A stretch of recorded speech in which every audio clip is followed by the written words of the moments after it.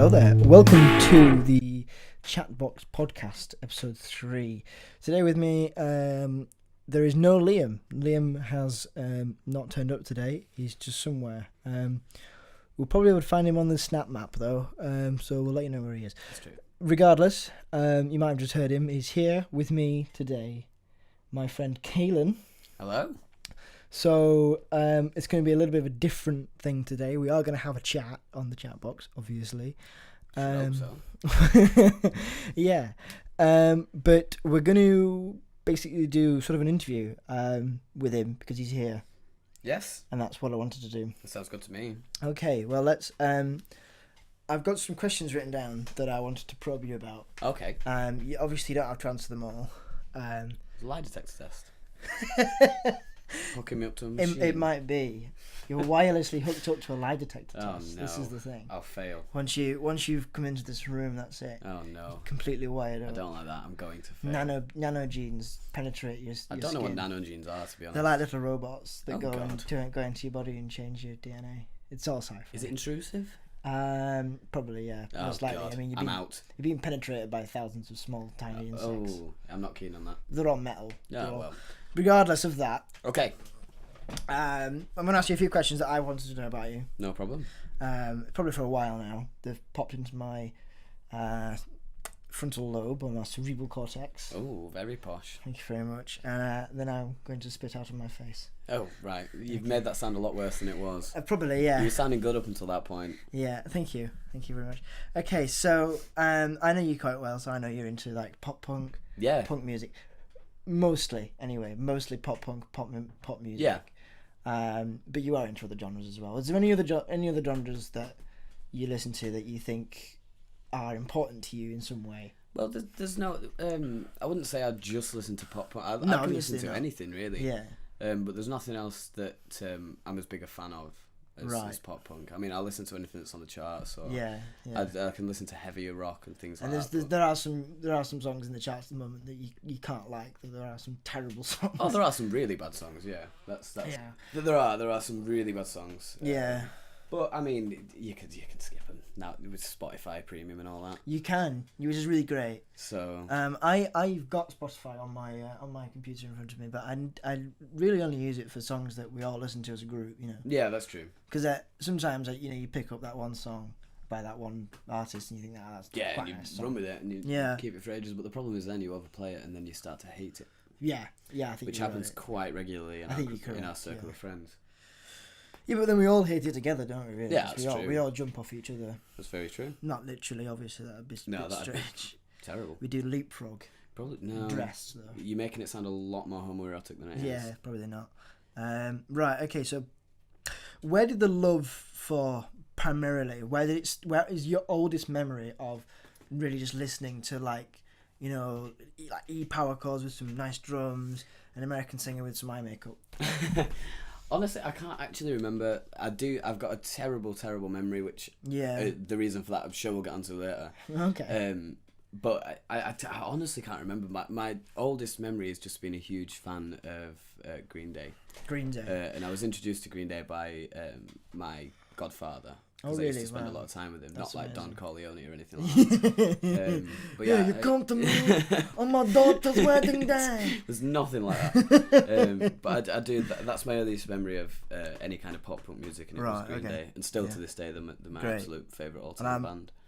I'm really happy to hear that because it's nice to have a band that you've followed for a really long time because you effectively look to them sometimes in their lyrics. Totally. And you can sort of impose your own meaning onto a lyric. Yeah. Depending on how you're feeling, I think it's really good. Yeah, definitely. I mean, I've only just recently got to see him. I've been waiting Really? Yeah, wow. I've been waiting 10 years and I managed to I've managed to see him twice in the past few months. Right. That's amazing. So you're waiting so many years and now you've seen him twice. Yeah. The next step is really meeting them. I know, yeah. In like somewhere like Sainsbury's. Somewhere really boring. Yeah. No, I got to see him in February at the O2 in London. And then just recently, a couple of weeks ago, in Sheffield. That's really cool. The arena, so really good.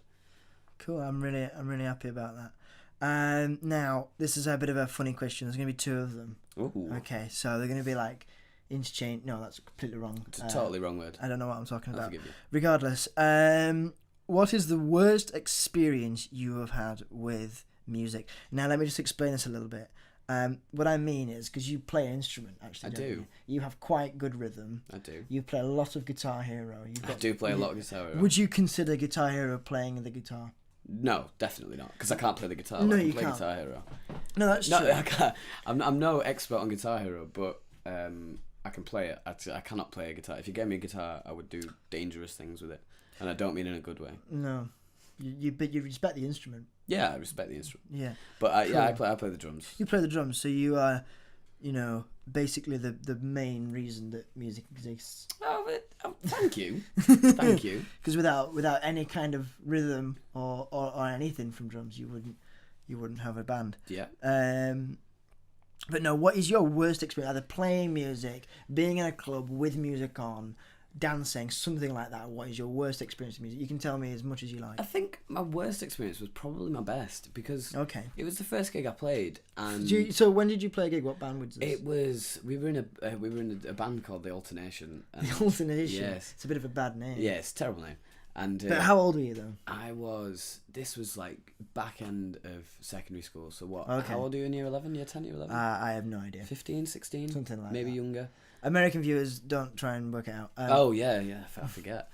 But yeah, I was about 15 or 16, I think. Okay, yeah. And we had an annual night at school called Rock Night. Oh, amazing. Where I think I remember that. Yeah, it was good. Yeah, I think I was a frontman, singer / shredding guitar. Oh god, Jack Black, I like it. But no, so loads of little bands came and did sets, and the younger kids got smaller sets at the start, and we got put on quite late in the evening. Did you? It was the first time we'd played together as a band live in front of an audience. So we played together in rehearsals and in studios and stuff. But yeah, it was the first time we'd played in front of a crowd all together. Okay. And I cannot explain to you the nerves that I felt that night. I imagine because I get nervous quite a lot, regardless of, because I say I am quite confident I can do large things, like talk to a lot of people at once. But when it's in a situation where you're not, because if I'm doing like a speech to somebody, like a lecture, for some university courses, and we'll talk about university later as well. Yeah, that's fine. I can really speak to a lot of people if it's like not, it doesn't have to be entertaining. Yeah. If it has to be entertaining and you have to do something correct, and playing music it's not simple, you know what I mean? No, it's not. I suppose that's what it all boils down to when you're in front of a crowd. If you're doing something for a purpose of doing something, then it doesn't really matter. But if you're trying to entertain people, which I pretty much base my life around, then we'll talk about that soon. That's when it becomes really nerve-wracking. So it was the best experience because the gig went really well. Right. Apart from, in fact, no, I do remember now. We didn't have my drums on a carpet. Oh no! So you had to build them up on the stage. No, it wasn't even that. We had them on a carpet. Right. And everyone used the same drum kit, so it wasn't my drum kit. Okay. But we all sound checked everything, so I got a chance to play. Yeah. But the bass drum kept sliding. Can away. I just say, was this at school? It was at school. Did you get sound checked by one of the technicians? We did. Yeah. How bad was the sound check? Very bad. The technicians were not music people. No, at all. they had no idea. Do you remember I once played Wonderwall in school for the whole of the year? Yes, I do. Do you remember this? Now, I'd rehearsed Wonderwall quite a lot. This was when I'd really just started playing music, so I'd probably just been playing guitar for about just under half a year. Yeah. And I just went Wonderwall 3 days earlier. I'd been invited to go on because you play the guitar. Yeah. Sort of. And I've been invited to go on, and they said, "Oh, you need a backing track." I was like, "Oh shit!" Didn't know anything about music, backing tracks, timing, anything like that. I just went on YouTube, downloaded the Wonderwall track, gave it to the sound technician, sound technician. In inverted commas. Yeah, and I just said, "Right, can you sound check this?" And he was like, "Yeah, it sounds great. I can hear it on stage." Forgetting that I was using an acoustic guitar, so it wasn't. I was not mic'd up or anything. They forget that it's more than just yes, I can hear it. Yeah. But it's very different. So it was, honestly, so I got on stage with my acoustic guitar, and then I realised, as this track started playing, I realised that my footsteps were in beat with the footsteps of the music video. And then when I sat down, it started playing, because there's less footsteps on the track than I had to do. It started playing almost 2 seconds before me. Yes. So when I sat down and started playing, I was 2 seconds away from the track. 2 seconds in music is a long, very long amount of time. But yeah, we were playing. It was American Idiot. We played a cover of American Idiot. But you did it really well. It was good. It was fantastic. Everything went well. But the worst experience was as I was playing American Idiot. It's got fast bass beats. So we played that and that was fine. And that's when I just noticed the bass slipping away from my foot. Like and then going away. We played Seven Nation Army later on, which is just constantly on the bass like this. So when that started, obviously I'm only playing my foot. Yeah. So I'm trying to signal to other members of the band and people like in the wings of the stage, like come on and push my bass drum forward, and nobody knew what I meant. And people kept running on and like adjusting my cymbles, and I kept trying to tell them, but I didn't want to shout over the track. There weren't a lot of people there, so it wasn't very loud. So yeah, I had to struggle with that. I eventually got the rhythm guitarist of the band to come and move it for me. Right. So okay. It was all good after Who was in the alternation? It was this iteration of the alternation was. I like that. That's quite a good song name. Yeah. So we should reform this band. We definitely. And we should do. We definitely. What was it called? This band should. This band would be a great song as well. That'd be a right song. That will never be reformed. It deserved to die. It ran its okay. course. So there was me, Danny Hudson, who was a very tall, lanky, great musician. He's a really good musician. And there was Jack Shaw, who was also a very good musician. Who was lead and who was rhythm? Because they're both really good guitarists. If I remember rightly, Jack played rhythm because he was also singing. And was he singing as well? Was he front? Yeah, front was singing. Not shredding though. Not shredding. No, not shredding. Not Jack Black. And then Tom Probert on bass. Tom Probert, we go quite good friends with him. Yeah, very good friends. Yeah, still, which is really nice. You were in a former band member with him, so obviously you went through a lot of shit. Yeah. But the band that used to be the Alternation has now gone on to become the Harringtons, and they're doing very well. So I'm happy about that. No, that is really good actually. And surprisingly enough, well. I've never really heard Jack Shaw sing before. He's very good. Until I heard him sing. And he's really good. He's very good. He's good. If he listens, then we'll sure that we'll get free tickets to their next stadium tour. Stadium tour. They're doing well. Come on. They're now second to top, drawing with Ed Sheeran. Oh, yeah. Well, you never know one day. Maybe. No, right. Let's move on to the next bit of questions I've got for you. Okay. So this is basically just a media mashup of things. I like that. For you, now I know. Are you a big film fan? Honestly, not huge. Not huge. No, I am a film fan, but I'm a fan of what I'm a fan of. Yes. Okay. I'm very particular about what I watch. So there's certain things that I will not watch. Yeah. So this is something that is really interesting then, because we can find out now precisely what you don't like, and we can play it for you. Oh well, I mean, come on, it's like Chinese water torture over here. Yeah. I've seen that. It's horrid. It's horrendous. So watching Lord of the Rings. Yeah. Is that to me? Does it really? Really bad. Yeah. Anything sci-fi, fantasy, anything like that. So you've never seen Star Wars? No. Well, I've seen bits of it, and that's. Star Wars isn't really a sci-fi story. I'm gonna have to disagree with you. It's sci-fi / it's a fantasy. love story. No, that's breaking it down to its bare bones. Yes, it is a love story. There you go. But the film, about space wizards. Exactly. The film genre is sci-fi / fantasy, and I won't have it any other way. Okay. I will not watch it. Harry Potter, goodbye. Really? Lord of the Rings, definitely not. Anything like that. I have made my own wand. Oh God. See, it's stuff like this. Like, you don't watch a good comedy film and come out looking like an arse. There's songs about Harry Potter. People don't go and queue up at midnight in cosplay to watch a good comedy film. No, they don't. No, they don't. People don't go to the theatre to dress as Rick Mayall. No, they don't. Rick Mayall, great man. Very good, very good. He passed away recently, didn't he? He did. This is really upsetting. So what was your question anyway? My question was... We got sidetracked there. What really makes a good film? What makes a good For you, and I want this to be... I don't want you to generalise and say, this is a good film. I want you to really opinionate it and really tell me what you think is a really good film. So something that you might...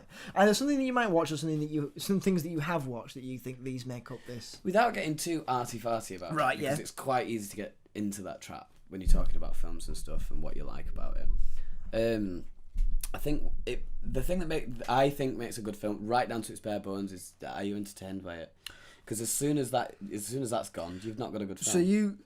Or even more simple than that, looking at it from a business sense, does it make money? Right. Okay. Harry Potter's a great film. Yeah. Because it made money. Yeah. Okay. So. Right. So you're saying corporate stuff. Yeah, you've got to look at everything from a corporate side. That's the world we live in. It's true. It is a capitalist society. Deep. And we, what was the other one? Sorry. It's just entertaining people. People. I mean, from a... Oh, I can't remember what I was going to say there. From a personal standpoint, we're talking about films. I actually prefer TV series. Because I think it's very difficult, and there's a lot of people that get this right, and that is what makes a really good film. Yeah. In say your really long films are 2.5 hours long. They're really long. Yeah. Like normally it's 3 hours. Exactly. Normally it's like 90 minutes. Yeah. You've got 90 minutes. Yeah.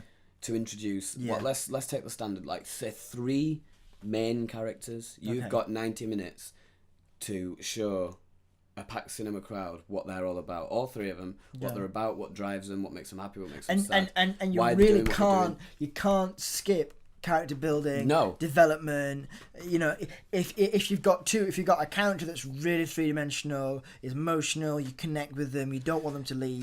And then you've got 2 other people that are just emotionless bricks. This is what I was going on to, because you need that connection.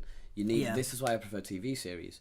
So in a TV series, you really get a long time to understand the characters and what drives them, what motivates them, because that's when it becomes really interesting. When you understand why they're doing what they're doing, and you understand them as people in character, rather than that's an actor playing a character. If you can connect with that person on an emotional level, forgetting that it's acting, forgetting that they're actors, that's when you've done it. Right. There's a TV series that does that really well, is Suits on Netflix. Fantastic series, because it actually draws emotion out of you. Right, okay. Which is very difficult to do. Certainly for me anyway. So you're an emotionless brick. Hey, that's not what I said. No, that's really interesting actually. Can you dance? I am one of, if not the worst dancers you've ever seen in your entire life. Right. I cannot dance. If it's a choice, I will not dance. Yeah. Nobody should be subjected to watching me dance. Right, amazing. It's terrible. That bad? Although I do have to dance. So. Wow. So yeah, that is an issue. So why do you have to dance? I have to dance because of my university course. I don't just do an acting course. Let's talk a little bit about university course. Okay. I know we're going to say media mashup, but we've had a lot of media there. So let's talk about your course, which can be described as performance. It's very simple. One word. Performance. I was hoping you were going to say media, because that would have been really good. Yeah, that would have been a good segue. Yeah, I'm sorry, I ruined that for you. I'm not very good at this stuff. No. So yeah, I do performance at Leeds Beckett University in the UK. Cool. Yep, and it's. Well, it's Leeds. Leeds is a great city. Anyone that's not been to Leeds needs to go to Leeds. It's such a great city. Yeah. Anyway, it's called performance because it takes in all aspects of everything. Anything you can put in front of an audience is performance. We do a lot about what makes a performance and why a performance is a performance. And you can take anything. Like theory of a performance. Yeah, you can take anything from. This is interesting. This will blow your mind out. You can take anything and it's a performance. Your daily routine in the morning. Say you get out of bed, go to the toilet, have a shower, brush your teeth, have breakfast. That's a performance in itself. You're not performing to a crowd, but you're almost performing to yourself and the people around sort you. Of. Yeah, you perform in a routine. Because when I get out of bed in the morning, you do the same thing every morning. I do the same thing every morning, but I put music on, and I'll think about the music while I'm dreaming or something, and then when I get up, I'll be singing it. I might sometimes in the morning it'd be on the nose. I'll put like Mr. Sunshine on. Yeah. You know what I mean? It's very interesting when you actually look at it. For example. Anything you do that's got a specific routine that you do a lot is, in my eyes anyway, there's a lot of different opinions on it. Because is this a performance? Because you're performing not only to yourself. I'd like to add something to that, because it really is strange that if you look at modern performance now, if you look at websites like Twitch and YouTube, this is a performance right now. This is a performance. What we're doing. Yeah. This is a performance right now. Any podcast is a performance. Yeah. Any video on YouTube, any gameplay footage that you watch on YouTube, it's all a performance. It's amazing, isn't it? Because, and you realise as well, like, people like Markiplier now, PewDiePie, the really big ones, Nerdcubed, he's a big one. Yeah. They all stop becoming themselves and they start becoming actors. It's not even a case of becoming an actor, because you can perform as yourself. Yeah. You're performing all the time. Right. All the time.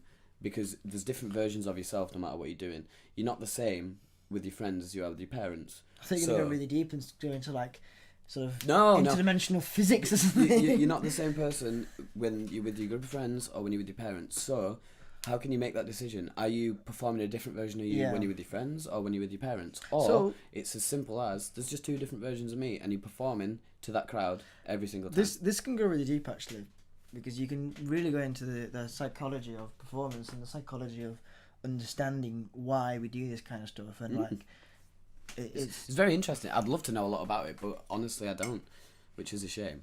Right. Let's talk about more your course then. Is there anything that when you started the road to university that you really expected you'd find while you were doing this course? A lot of what I expected didn't happen. Right, okay. So explain what that means. I expected for people who haven't done what the performance stuff that I've done will find this difficult to understand. I'll try and like really dumb it down. Of course. So, what you do at school or at college, right, is traditional acting. So it's receiving a script, learning the lines, working with the group, putting something on stage. Yeah. That's traditional acting. And I was expecting to find a lot of that and a lot of opportunities to perform.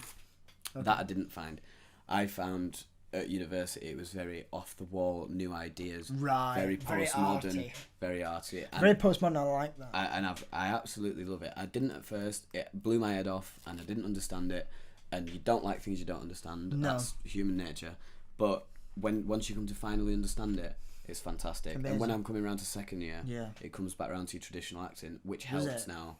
Because I've done all this stuff and I can look at traditional acting from different standpoints, and that'll make a great. I've just thought something that's really interesting actually, because even when I'm out and about and stuff, and I'm watching performances, like my one of my most favourite actors of all time, possibly my most favourite actor of all time, is Sir Ian McKellen. Yes. For his amazing performances in literally anything and everything that he does.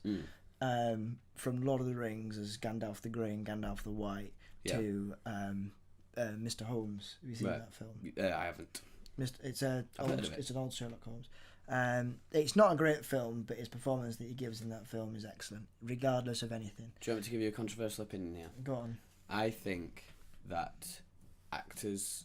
He's a great actor. Yeah. That's granted. Actors on films like that, I think, are different, because they take a script... They learn the lines, and that's it. They learn the lines, and they're directed in every which way. They're directed from the movements down to the enunciation of a word. Okay, but sometimes over-directing. That's the thing. There's no such thing as over-directing, because if you direct something enough, it's perfect. Right, and it makes for amazing. It makes for amazing film. But this is where you might fall off with my idea here. Comedy acting is the purest form, and I'm intrigued. And it's the most difficult thing to do. I'm intrigued. So, take for example, just to go back to a sitcom. Mm-hmm. Say we go for The Office. Yes. I've not seen the UK Office. I've seen the US Office. Oh, what are you doing? I tell you, I have heard that it's just as good. It's amazing. So the US Office, Steve Carell. Yes. For example, half of the scenes weren't scripted. Amazing. And it was improv. Wow. Now you tell me that is, to me, learning a character and knowing exactly what that character would say in that situation. The only that is thing the purest form of acting. The only thing I'd say about Steve Carell is that... that he was just an example. Is that he does act like Steve Carell. Yeah. That's him. Ultimately, his entire character is Steve Carell. Have you seen him in The Big Short? No, I haven't. Amazing. Is it? Fantastic film. Very complicated, very long. And does it? And is it? Does he play Steve Carell? Or does No, he play? he doesn't play Steve Carell. He plays. This was a long time ago since I watched it. He plays he's something like an investment banker. Someone correct me if I'm wrong. So he's actually really, really smart then. Yeah, and he did a lot of research into, because they were all playing real people. Right. He did a lot of research into the character that he was playing, and he did a very good job. He was sat on set, sorry, and the person that he was playing actually came to set, and he was sat across from him for ages, watching how he did things and just picking it up, and he got him down to the smallest details, the way he scratched his nose, the way he pushed his glasses up his face, amazing. The way he ate food, and got everything down, and that is acting. That is amazing. That is becoming another person. Exactly, and that is what acting is. It's fundamentals. That's acting. Amazing.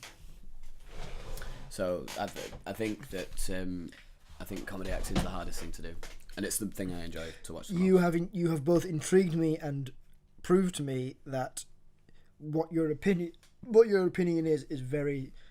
You've given a strong argument. Thank you. For what you believe in there, and you have made me believe your opinion. Hey, that's what I am. That's what I aim to do. Right, you do something quite cool. It depends what you're on about. You basically wrestle people. I am a professional wrestler, and I tour Amazing. the country, our country, the UK. Doing professional wrestling shows in the style of the WWE, aimed at families with a child audience, and that has been my living for the past 5 years. That's really cool. You are basically every 12-year-old's dream. It was my 12-year-old dream, and now I'm actually getting to live it. That's it. It sounds very cliche. Don't it's give true. up with your dreams. Don't. No, never. Amazing. Right. And cool. it doesn't matter how old you are either. No. I started doing this when I was 14 years old. Wow. And you're amazing now. Oh, thank you. I appreciate that. I've seen you in action, and you are cool as hell. Thank you very much. You freeze over hell itself. Oh, well. You are the Jesus. That's pretty damn cool, if I must say so myself. Here we go. I don't believe in God or the hell. Wow, you dropped that one in there. Just dropped in there. Can we end it on that one? Good night. Where did the professional wrestling thing start? You just said it was 14, but at what point did you look around at your 14-year-old self, you're in the mirror, you were fighting a teddy bear, and you said, I want to be a professional wrestler? Right, so it started a lot earlier than that. Okay. I have been a fan of the WWE for That's cool. as long as I can remember. Yeah. And it was my godfather that got me into that as well, so you've got Green Day and wrestling to blame for him. Wow, so your godfather almost really made up Pretty much exactly what I am. Yeah. I spent a lot of time with him when I was young. Anyway, I've been a fan of it for ages, and me and my younger brother used to go out onto the trampoline in the back garden, and we used to wrestle on the trampoline. Yeah. And we were doing that for years and years. Yeah. We set up a YouTube channel, which is all deleted now, thank the Lord. Oh, can't show a clip of it then? No, it's gone. Oh, that's a shame. It's gone. You could put a clip in of me wrestling, actually. We'll That'd do be that. quite cool. We'll find that. So yeah, I turned 12. I think I was 12. I was 11 or 12, and I found an advert on Gumtree. Amazing. I'm not sure if they have that anywhere else, but Gumtree, I think it's pretty pretty worldwide, yeah. So I found an advert on Gumtree for a wrestling school, which was about 5 miles from my house. Right. And I pestered my parents, and they wouldn't let me do it because I was too young. Okay. So that just fell away, and I just accepted that for what it was. But I carried on the trampoline, and then when I got to 14, I tried again because the advert was still there. Cool. And they let me, and that was it. I went to my first training session, and it was the day before my 14th birthday, and I was hooked from then. So it was like a birthday present. It was actually my birthday present. It came. I got 10 sessions, 10 2-hour sessions. And they just took you on from 10 hours? Yeah, and from the 10 hours after that, I worked at the shows, selling merchandise, putting the ring up.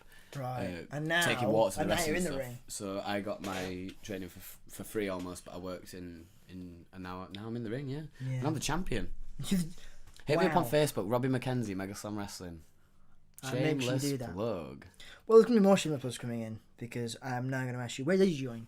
What was the club you joined?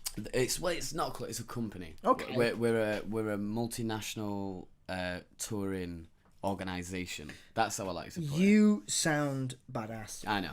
It's Mega Slam Wrestling. MEGASLAM Wrestling. Check us out on Facebook. Now, because you basically joined from some kind of lottery, basically. What do you mean? You applied for a job. No, that's not how it works. So the way it works is you go to a training school. And anyone can come to this training school. Anyone of any ability, from the age of 12 upwards, and you learn how to wrestle. Why 12? I have no idea, to be honest. Fair enough. But yeah, and you learn how to wrestle, and when you become a certain standard, and if you do the right things and respect the right people, that's when you start making your way up onto shows. Yeah. Cool. So Mega Slam Wrestling, check it out because it's check us out on Facebook. Fucking amazing. You dropped an F-bomb. Am I allowed to swear? A little bit, yeah. Oh, okay. I'm not. Don't worry. I'm not going to drop the C-bomb everywhere. I've just been really watching my language. I've got a terrible potty mouth. So you're Mega Slam Wrestling then? I am Mega Slam Wrestling champion now. I was gonna say, stuff coming up, shows they can go and see, places they can go and see it. Well, actually, it's funny you said that because what day are we on today? So it's just gone Thursday. 13th of the 7th, 2017. And so that's Thursday, Friday, Saturday. So I go away for 6 full weeks in 3 days' time. Right. And I'm touring up and down the UK. It's starting off with the Pontins holiday camps in Southport and Prestatyn, which are on Saturday and Sunday this weekend, respectively. Cool. And from then on, it's just crazy. People that can go camping can go and watch the show. You can come anywhere. Our marquee shows are every Monday at the Bridlington Spa. So they can. So Bridlington Spa. Bridlington Spa. It's a fantastic venue. It's my favourite venue. Right. So basically, they can come, see the show, watch me wrestle. 2 hours family entertainment. Watch somebody that has been on the ChatBox podcast. Yeah. Big star now. Yeah. Oh yeah, massive star now. now I've been on this. And no, but yes. So what's some funny stuff that's happened while you've been wrestling?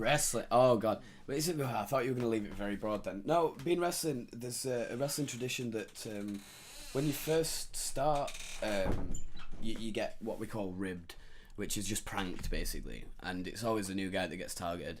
I've had all sorts done to me. I've had my eyebrows shaved off in my sleep. Yeah, I've had the sides of my head shaved as well. What else? I've had people pretending that they're fighting. For real, and got me involved, and I've become the bad guy somehow. But obviously, it was because they're all actors. It's really funny. Yeah, it's I've been asleep in the car, and they've slammed the brakes on and convinced me that they've run over someone and got me to call the police and say that we've run someone over. Actually, call the police? Yes, actually, they've stopped me as I've been on the phone to them. Right. So yeah, I've had a lot of pranks played on me. Right. Don't go. I've made that sound really sad. I'm not the butt of the jokes anymore. It's just the new people that come in that are the butt of the jokes. So I have got one more question for you, but you've basically answered it already, and it's not that important, really. Right. Unless it's very important. Okay. I've seen what is written down, and it's something that's absolutely just totally unacceptable. So there's a company in this country called WhatCulture. You know WhatCulture? Yes, I do. Yes. Yeah. Well, they set up a wrestling promotion called WhatCulture Professional Wrestling, and they were offering. They had all the top guys from the UK on the shows, and they were putting a weekly show out on YouTube for free. Wow. Which is unheard of. A free wrestling show, weekly, broadcast live on YouTube. That's amazing. That is really amazing. Exactly. And that's what they were doing. And they were paying wrestlers really well, and it was all great. And then YouTube decided, when they strengthened their policies and stuff, they decided to demonetize professional wrestling because it was, in inverted commas, inappropriate content. It really pisses me off, this, because have you seen the content on YouTube that is aimed at kids, for kids to watch, and it's like weird, like almost pornographic. It's total bullshit. Yeah.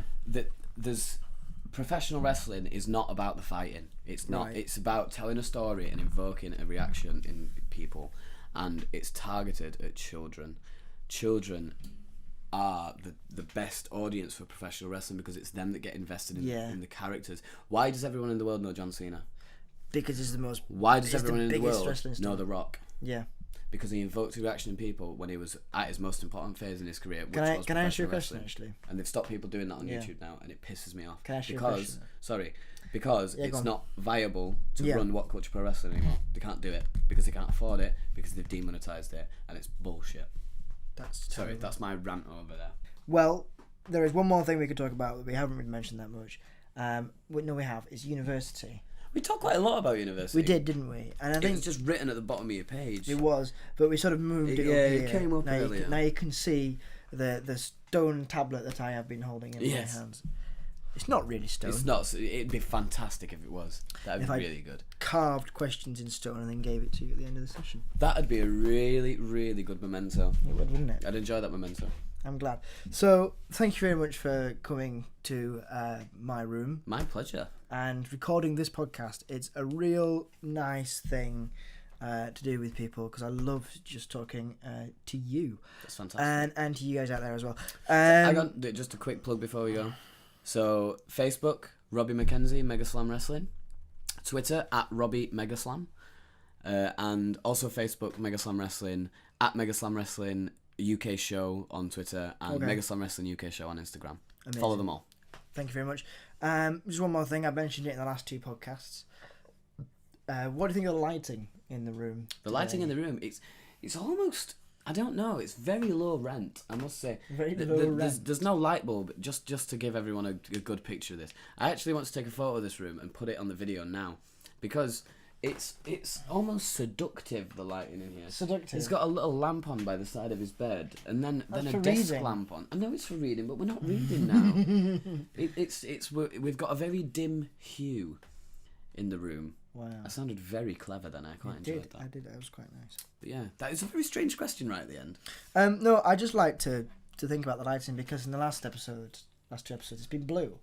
The lighting ultimately has been blue. Blue? We had mood lighting. I'm glad it's not blue now. I wouldn't want mood light. No, thanks very much for listening out there. Thanks very much for having a talk with me. Thanks very much for talking and answering everything. It's been very fun. It's been my pleasure. And I will leave you guys on that. It's been 41 minutes of podcast. And ta-ra.